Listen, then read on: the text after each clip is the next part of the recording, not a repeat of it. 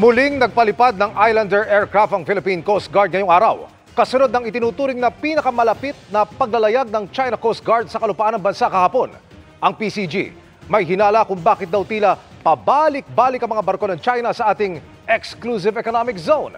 Nakatutok si Chino Gaston.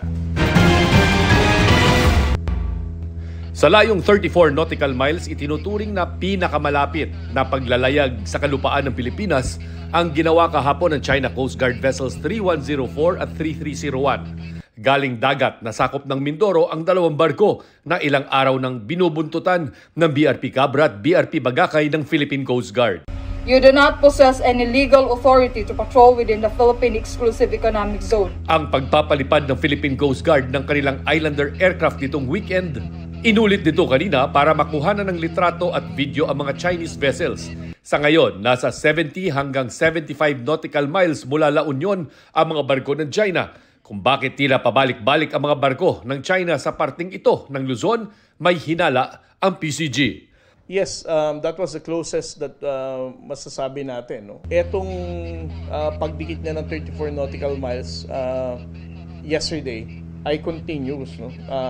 Kumbaga, na-detect natin siyang lumapit ng ganon, but it never stayed there for a long time. We believe na China wants to normalize their deployment of illegal deployment of China Coast Guard vessel also within our own exclusive economic zone. Patuloy na i-radio challenge at kung maaari itataboy ng PCG ang mga barko ng China mula sa EEZ ng bansa.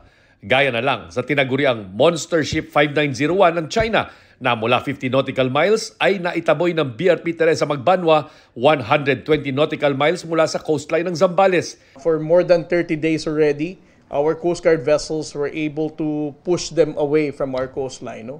Nanindigan ang PCG na sa harap ng mga agresibong kilos ng China Coast Guard, itataguyod ng PCG ang mapayapang pagpapatrolya at pagbabantay sa karagatan. Samantala, kinumpirma naman ng AFP Northern Luzon Command na binalaan at ni-radio challenge ng BRP Jose Rizal ng Philippine Navy ang tatlong People's Liberation Army Navy warship 57 nautical miles mula sa Bajo de Masinloc.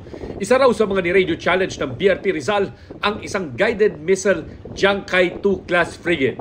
Illegal daw ang pananatili ng mga planned warship sa Bajo de Masinloc at pagbaliwala sa international law at sinisira ang kapayapaan at stability ng rehiyon. Dati nang sinabi ng Chinese Foreign Ministry na ang paglalayag ng kanilang mga barko sa itinuturing nilang teritoryo ay naaayon sa kanilang batas at sa international law. Para sa GMA Integrated News, Chino Gaston, nakatutok, 24 oras.